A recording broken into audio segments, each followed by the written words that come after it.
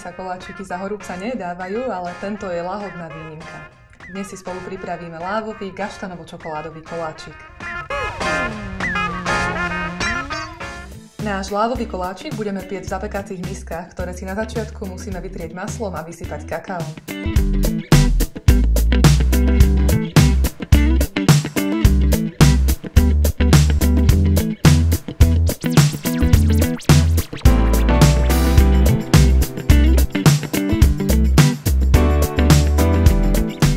Najskôr si vo vodnom kúpeli roztopíme čokoládu, maslo a gaštanové pyré.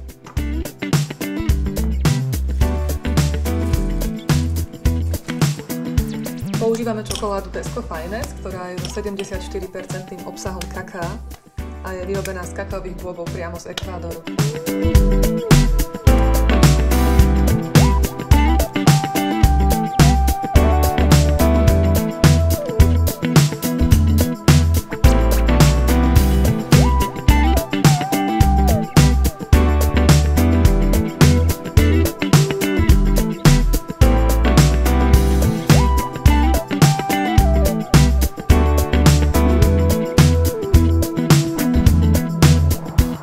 Najskôr si vyšľaháme vajíčka s cukrom.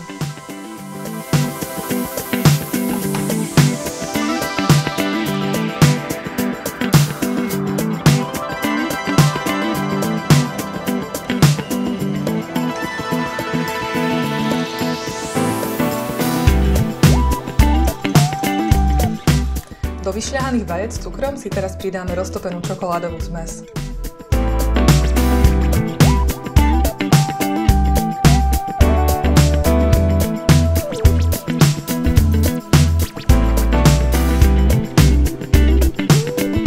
Testo sa nám krásne zahustilo a zafarbilo do čokoládova, teraz si už len pridáme kokos a troška múky.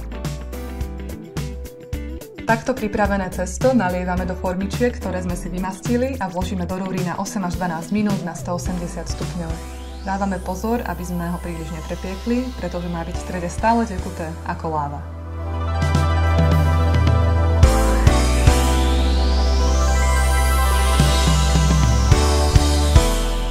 Ak sa vám tento recept páčil, kliknite sem a objednajte si vaše suroviny.